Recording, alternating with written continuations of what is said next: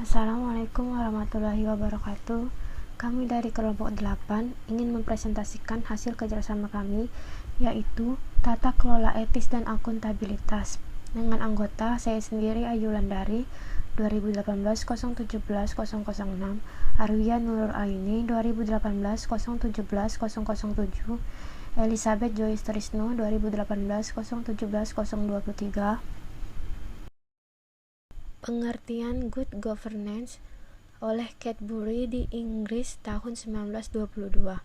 A set of rules that define the relationship between stakeholder, manager, creditor, the government, employees, and other internal and external stakeholder in respect to their rights and responsibilities, or the system by which companies are directed and controlled.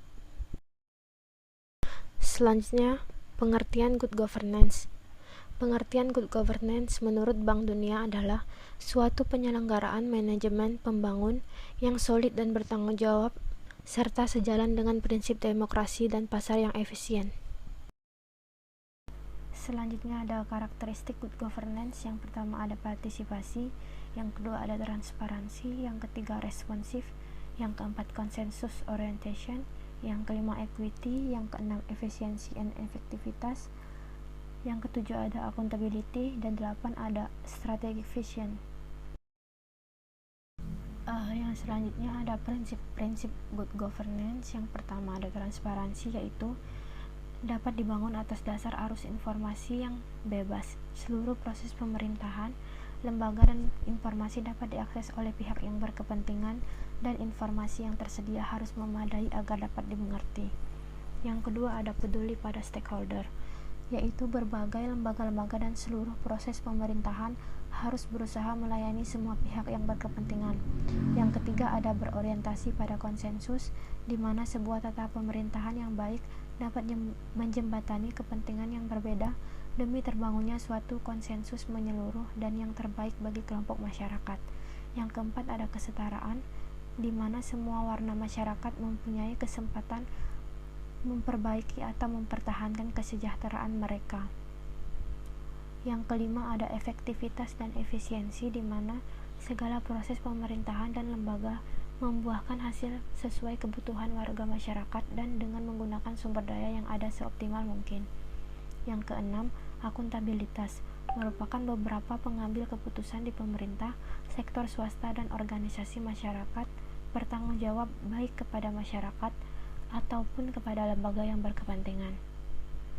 Yang ketujuh ada visi strategis, adalah seorang pemimpin dan masyarakat memiliki perspektif yang luas dan jauh ke depan atas tata pemerintahan yang baik dan pembangunan manusia, serta kepekaan untuk mewujudkannya harus memiliki pemahaman atas komplektivitas kesejahteraan sosial budaya yang menjadi dasar bagi perspektif tersebut.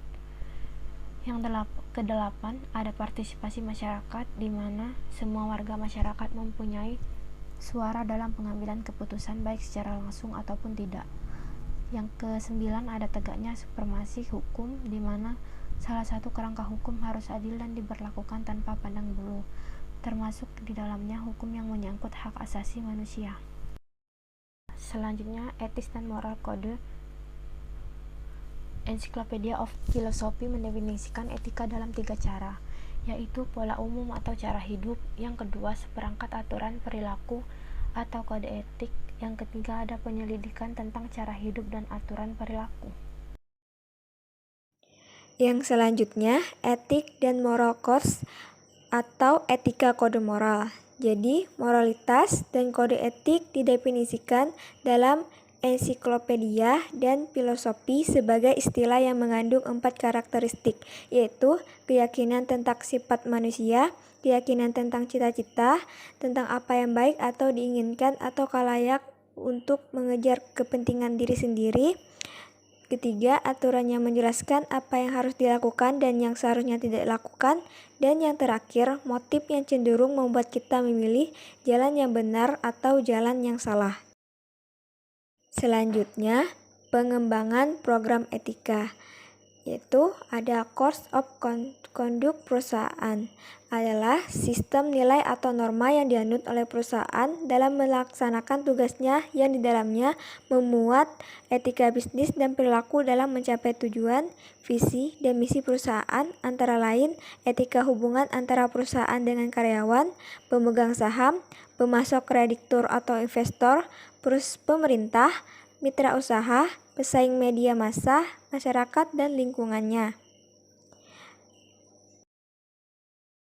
Selanjutnya, ada pendedikasian kembali peran akuntan profesional. Nah, ini terdiri dari ekspektasi publik pada akuntan profesional, dominan antara nilai etis dan teknik audit atau akuntansi, prioritas kewajiban, loyalitas, dan kepercayaan pada fidusial, aturan independensi SEC baru, nilai tambah kritis oleh akuntan profesional, dan standar yang diharapkan untuk perilaku.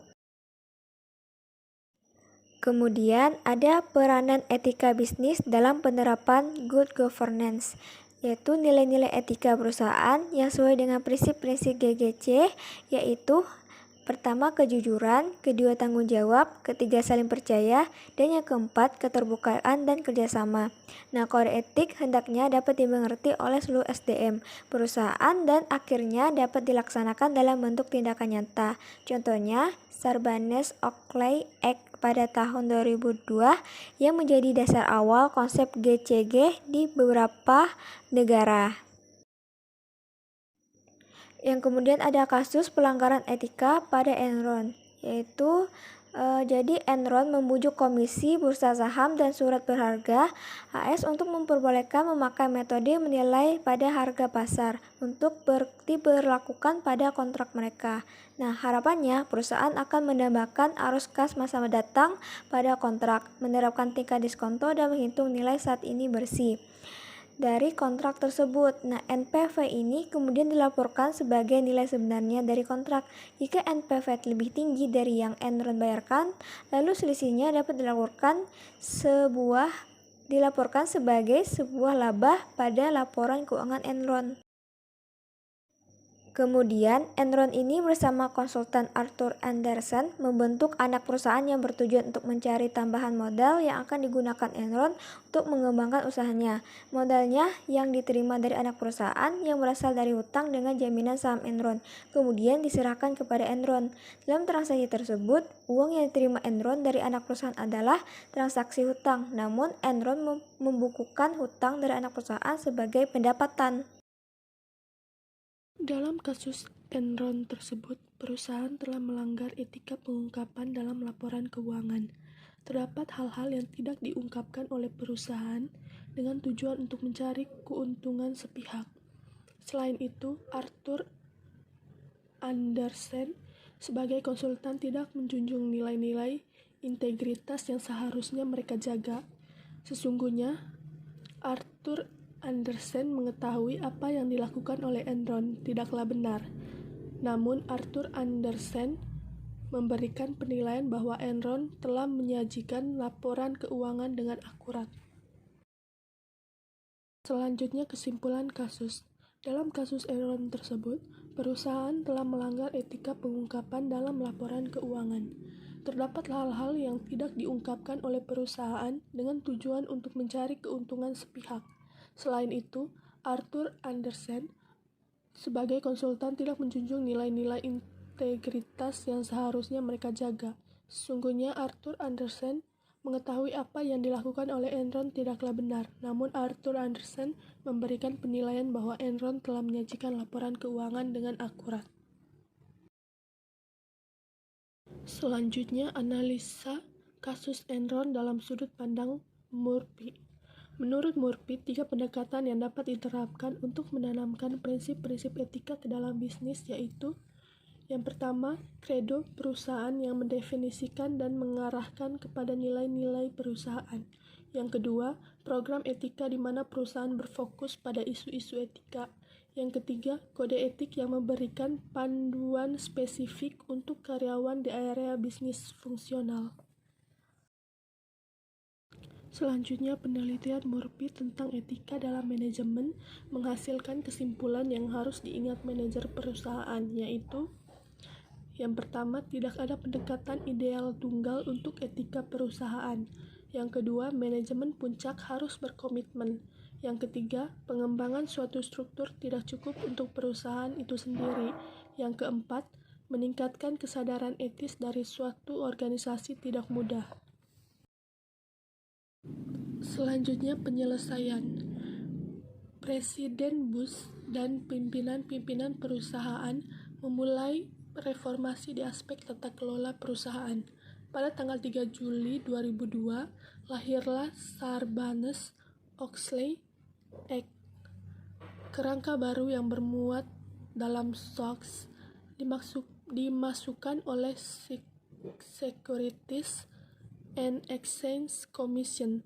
Kerangka baru ini berlaku bagi seluruh perusahaan anggota SEC dan para akuntan dan pengacara yang berhubungan dengan perusahaan tersebut. SOX dirancang untuk memfokuskan kembali tata kelola perusahaan pada tanggung jawab terhadap kewajiban fidusia di luar kepentingan mereka sendiri dan lebih kepada kepentingan shareholders dan kepentingan masyarakat.